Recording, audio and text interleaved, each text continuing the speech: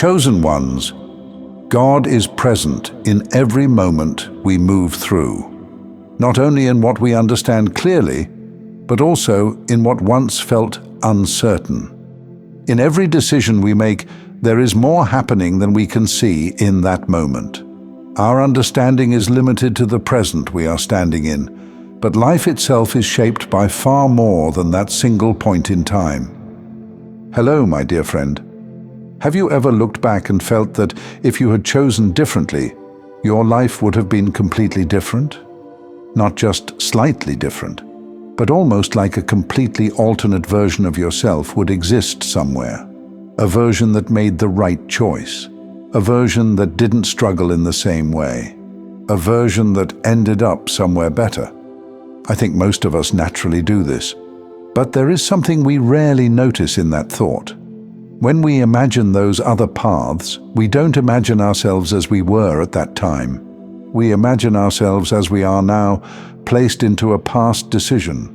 We take today's awareness, today's understanding, today's strength, and project it backward. And then we judge the past version of us for not seeing what we can see now. But that version of you didn't live in this clarity. They didn't have today's distance.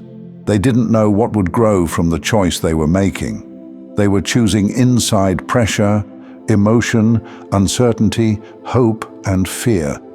And because of that, the idea of a better alternate path becomes incomplete in our mind.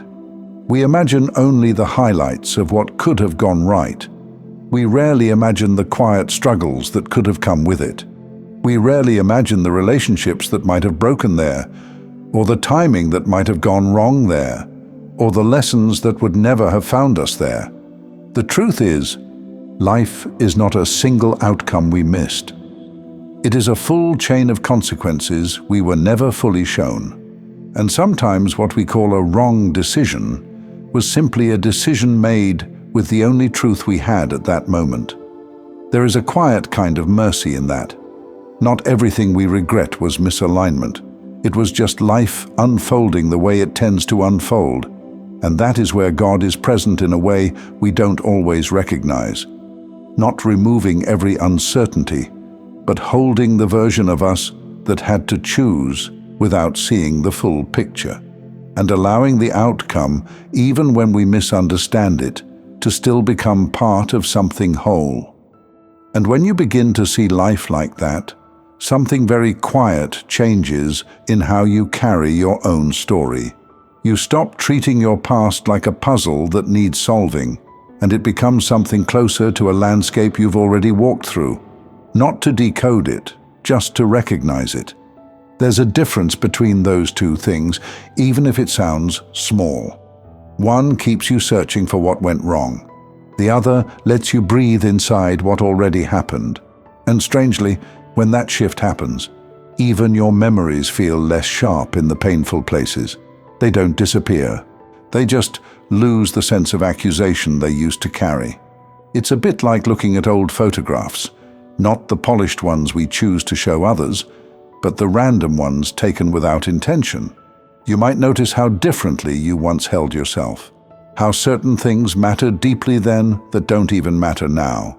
How situations that once felt overwhelming now look almost gentle from a distance. Sometimes even a place you used to walk through every day can feel unfamiliar in memory. Not because it changed, but because you did. And sometimes you can almost pause in the middle of a normal day, just for a second, and notice how different your inner world feels compared to who you were years ago. That gap itself says something quietly important.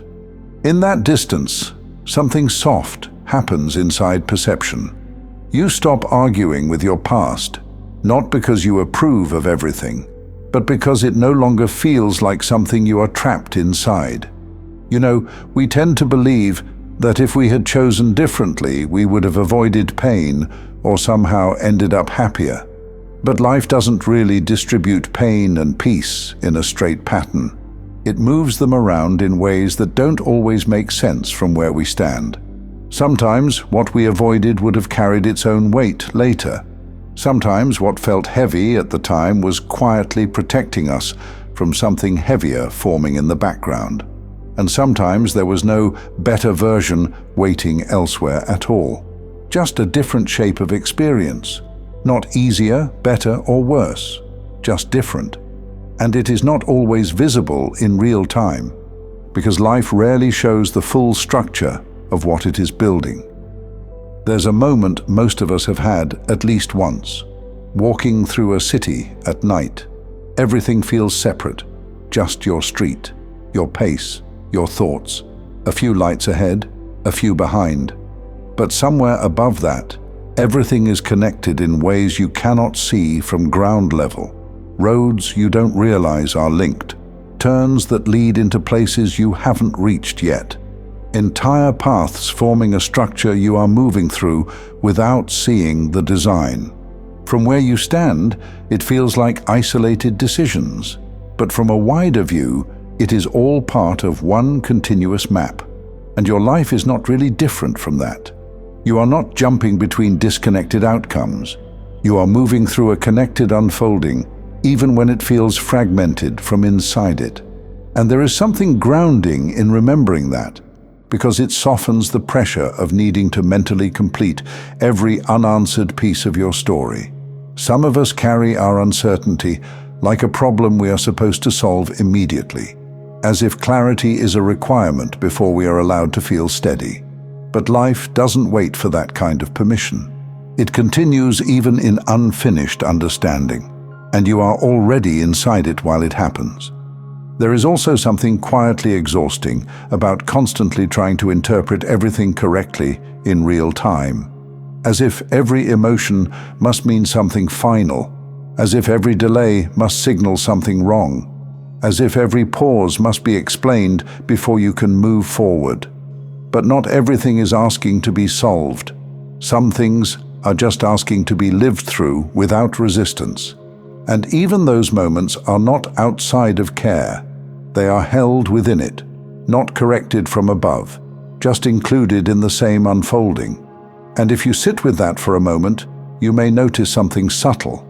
The need to mentally fix your past softens slightly, not because it becomes perfect, but because it stops feeling like something unfinished that is waiting for correction. There is a kind of relief in that thought when it finally settles properly. Not the relief of answers appearing, but the relief of not needing to force answers out of every moment. You can feel the weight in that shift. Less internal pressure, less silent negotiation with your own life. More room for things to simply be what they are. And in that space, something subtle returns. A conversation feels like just a conversation again. A quiet moment doesn't feel like it has to become meaningful to matter. A normal day doesn't feel like it is falling short of something it should be. It just becomes what it already is. And that is often where peace actually begins, in loosening, in allowing your life to stop feeling like something you must constantly interpret, and more like something you are allowed to experience without holding it so tightly. In that way, even the parts you once questioned begin to settle into something simpler. They stop demanding explanation. They stop asking to be rewritten. They just become part of a continuity that was never actually broken, only lived from different distances. And maybe that is all any of this was ever meant to be. Not a correction of what was lived, not a reconstruction of what should have been, but a life that stayed whole, even while it was being experienced piece by piece.